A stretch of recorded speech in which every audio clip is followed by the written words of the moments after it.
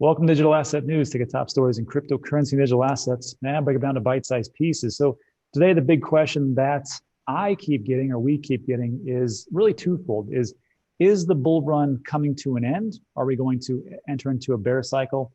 And should I keep dollar cost averaging? And there's a couple of different factors. And what I want to do was bring in CJ Reichel from Market Rebellion. CJ, thanks for coming on again, just to take a look at some technicals, and also to take a look at the macro to see where we are at and where we are going. So CJ, again, thanks so much for coming in. I appreciate your time as you're in lovely Puerto Rico, as everybody else seems to be going to. So thanks for coming by. Yeah, I really appreciate you having me. It's a pleasure always to be on the channel. And those are really legitimate concerns. You know, is the bull market over? How far in the bull market are we? And I think that last question that you mentioned about should I stop dollar cost averaging? It depends on each individual's goals, right? You know, Rob and I we probably have different levels of risk tolerance and goals when it comes to how we want to plan for the future of our finances, et cetera. So with that in mind, let's just keep that in mind while we go through the analysis here. But I think the first thing to understand about where we are in the market cycle is to understand how the stock to flow model has modeled scarcity in Bitcoin's history and has been so accurate at timing where the market cycle is getting much overheated and where it's probably a good time to start taking some off the table. So the stock to flow model is based around the halving cycles, and each halving cycle occurs when we reach this purple color right here. So we had our most recent halving in May of 2020, and now we've gone ever since. As you can see, this is essentially where we were at in 2017, where we are in our current cycle. So we were at a price of roughly $1,000 or closer to maybe $2,000. That would be our equivalent of where we are now relative to where we were in the 2017 cycle. So I think the thing that's most compelling about this is that we may not even be at the next bear market low that would occur hypothetically, you know, in 2024 or 2025 in a macro market cycle. So that's very interesting. And that was partially what leads me to believe that we're not even close to the end of the bull market cycle.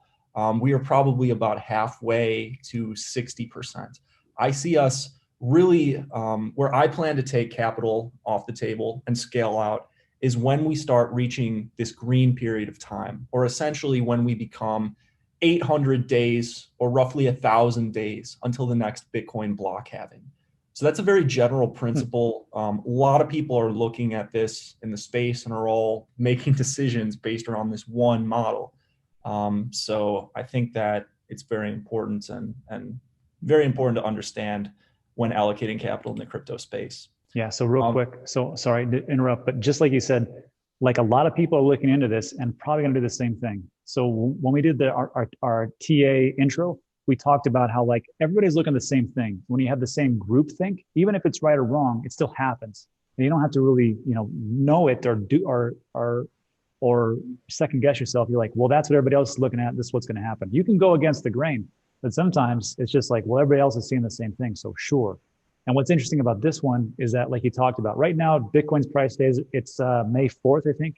It's around $56,000, $57,000. So you're saying that in the next bull run or the next bear market where it's going to drop down, maybe in 2022 at some point, you think it's going to be above 56,000, maybe at a 70, 75,000, who knows? Yes, because if we look at it and how we played out in our last cycle, and there's actually merit to why this could be like a potential super cycle. I know Dan Held has wrote a lot about the potential super cycle. I still want to play it conservatively because I don't want to, you don't have to sell the perfect top. You don't have to sell the perfect top to make money. As long as you're in early and you've seen this market play out, I still think there's a lot of opportunity left. But like you said, Rob, our equivalent of where we were last cycle is probably about 1,000 or 1,500, and that would be like pretty much the same price, in relative Yeah. terms as our current. Yet when we fell down, we went to 3,000, which was twice the amount we were at, relative to our current point. So what I'm saying is that we may not even retrace like 100K in the next bear market. So it's going to Yeah. be very interesting, especially based on this chart. Yeah. So real quick, let me share something with everybody. I'm going to share a screen. So what CJ was just talking about is exactly correct. This is the same thing that I talk about. He uses stock to flow. I just use a little basic model where I talk about the halving, all-time high dips and resets. This is in 2012 and 2015. Same thing happened in 2016, 2017. Same different thing, right?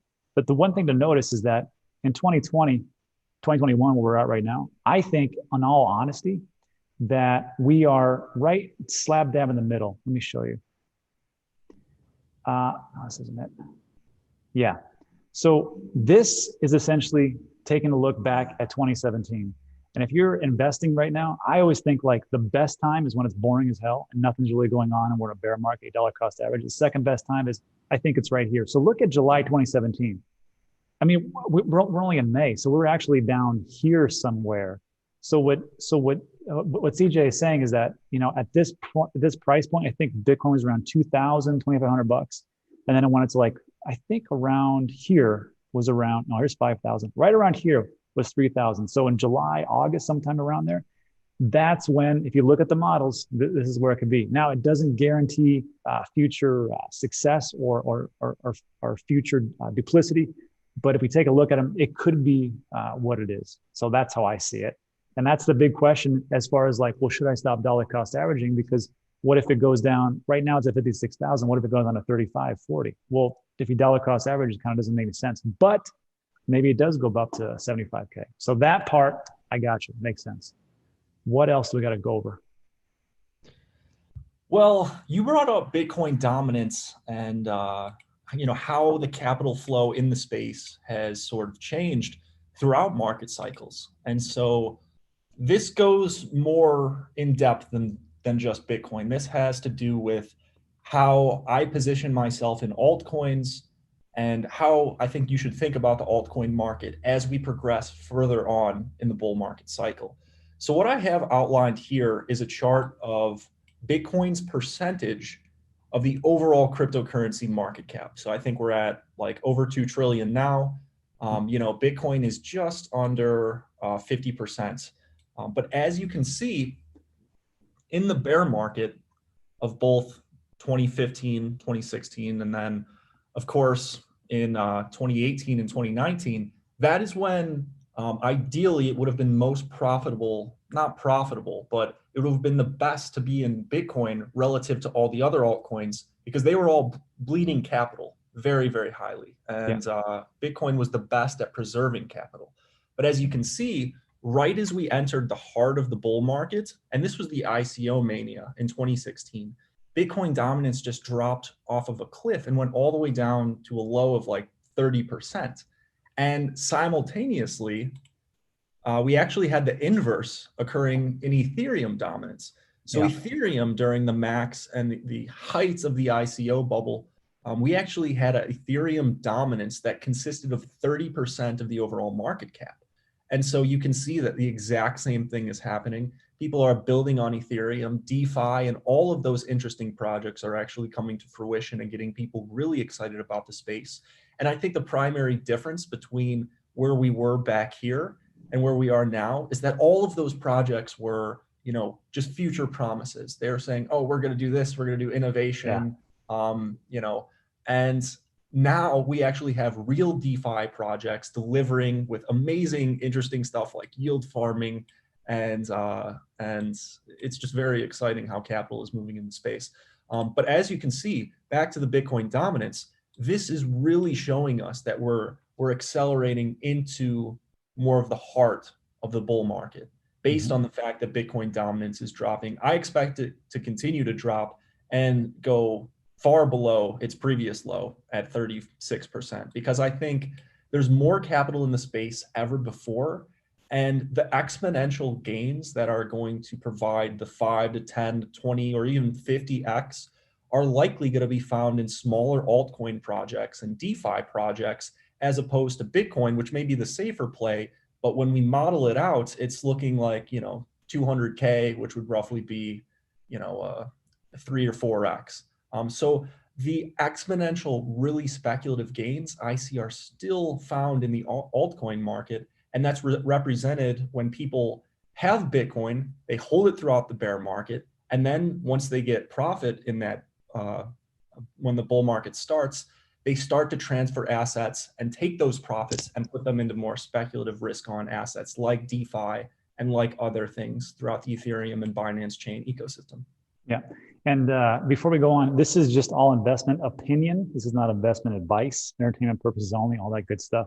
Like you still have to do your own research. This all looks good.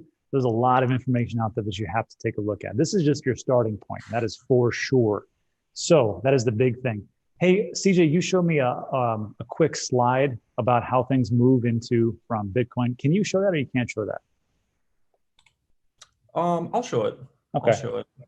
Because this doesn't have to do a lot with strategy, but it essentially is a nice diagram of what I was just talking about. So this is you. When do you show this, and who do you show this to as your intro? Yeah, so this is a little bit about of our like investment strategy and how we look at a lot of like assets in the space when it comes to how capital flows. And essentially, what we saw historically, and we're actually starting to see less and less of this because we're seeing initial capital not come into assets like Bitcoin. We're seeing initial capital from first-time retail investors start to come into things like Dogecoin. But this model is still pretty accurate for the most part in the sense of how capital flows throughout the space. We either have capital coming in from Bitcoin or Ethereum at the start of the cycle. Right. These are high beta assets. And then once those gains are sort of recognized in the beginning of the bull market cycle, when we have that initial run to 20K to 30 and 40K, we saw a lot of those assets then transfer to Ethereum and go into the moderate beta and high beta assets, and ultimately flow into ignition assets, which are things that you'll find on like Uniswap or Binance Chain, and very high risk on assets that have done like 20x and things of that sort. But generally, once the bear market comes, all of those speculative gains have a tendency to flow back into both Bitcoin and then both into Ethereum. Go ahead, Rob. Yeah, so I was gonna say, so like I always call Bitcoin the gateway crypto, but it seems like more and more we're looking into a Dogecoin, but more specifically an Ethereum, because when you put in Ethereum, you can go to Uniswap and get whatever you want to, depending on even where your countries are. But when you talk about these large cap assets, where it goes from Ethereum to moderate beta to large cap assets, you're talking about Ethereum to like a chain link, like a V chain, something in the top 30, right? And yeah, so a large cap asset, I would consider anything over 5 billion in total market cap. And then it flows from there to like these really small ones like chain games and like stuff you see in like the top 300, 400 market cap, but like way far down because there's a lot of gains to be had. I think just like in 2017, I mean, if you invested into Bitcoin 1,000, hey, you 20x at the very end, good for you. But if you would invest it into something like small caps, I mean, take your pick of whatever it is, everything just flowed into there and you could have done 100, 200, 300x. Again, investment opinion, not investment advice. And that's how I see things. So these days, what I look at is Ethereum is crushing it because Ethereum is the one that you need to go to all the different DEXs to get your crazy ass cryptos, right? But if you can also use Binance Chain, PancakeSwap, used on their smart platform to get other types of assets. And there's one that just came about, which I will be doing a video on. It's called Zero Swap, or the Zero Exchange. And what they do is they use Ethereum, Avalanche, and who's the other one that they use? They use three. Binance. This one. And so like with this one, I think this could be the actual next big DEX and the next big coin. And it's like ranked number 400. So if you're into utility, this is the one to go to. This one and probably Swissborg because they're going to have a major announcement today, but I don't know what it is.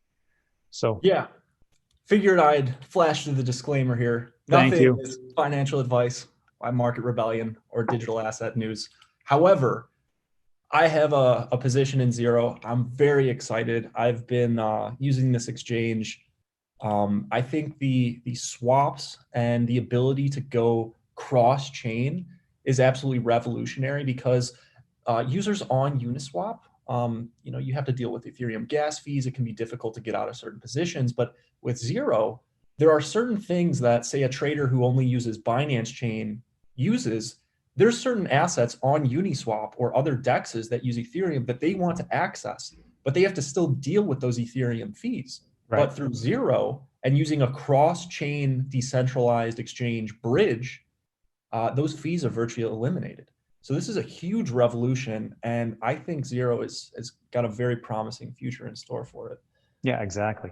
So I don't have a position yet, but I will after this video. So if you are going to buy in, just know I'll dump on you. Not just kidding, but do your own research and all that good stuff. So I think we answered the two big questions today. Is the bull run over? I don't think it is. Just taking a look at the stock to flow model and then what's going to happen. Bitcoin, Ethereum, Binance Chain flowing just to smaller caps and even micro caps. And then should I keep DCing into Bitcoin and Ethereum? This is a question that I have to ask myself all the time. And to me, just like CJ said, it depends on your goals, right? All right, how big is your risk tolerance? Do I want to start to sell off some of my Bitcoin and put it into smaller caps? Well, I could if I'm one of those people who likes to really push the envelope, but it's risky, and you have to think to yourself, do I really want to make it this year, right now, 2021, or do I want to do something like this? Let me just show you. We can all. I mean, not we can all. I can make it pretty well because I've been dollar cost averaging since 2017, and I've been doing it the whole time. I'm not in the business of losing money. However, if I want to just go, you know what? I still like the position. I still like the teams. I still like what's going on.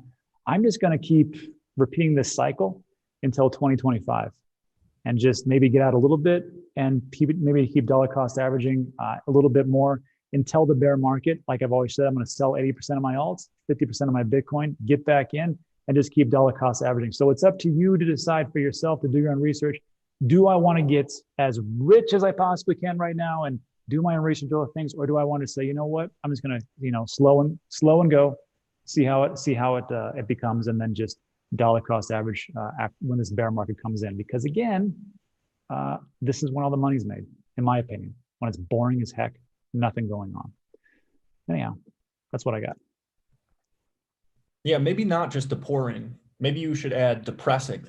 It is depressing when you see your net worth go, wow, I'm a genius, and all of a sudden you're like, what the heck just happened? So anyhow, that's what we got. So CJ, any last words of advice before we wrap it up today? I just think it's important to understand your own goals and to be, responsible, whether if you have dependents. Like myself personally, I'm one of those guys who's jumping full in when it comes to risk. Because I have extra time, but I'm helping my dad in cryptocurrency as well. He's new to the space and he has different goals because he has less time to make that money.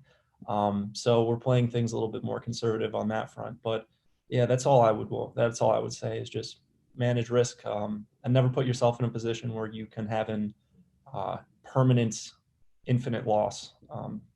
Exactly. And then so there's one side of that coin. The other side is something like me, late 40s, kids and grandkids. You're just looking to make sure that you do the right things so you can actually get them a little bit and get them ahead in life. And then of course there's the other side, which is 60s, 70s, 80s. And I know there's a bunch of those people who watch this channel. It really just depends on what you want to do right now or later. So again, everybody's goal is different. Your goals are not my goals or CJ's goals. Make sure it's the right decision for you and do your own research. All right. Thanks so much for watching. We appreciate your thumb value. Give it a thumbs up, like it, subscribe, all that great stuff. And we'll see you on the next one. Thanks.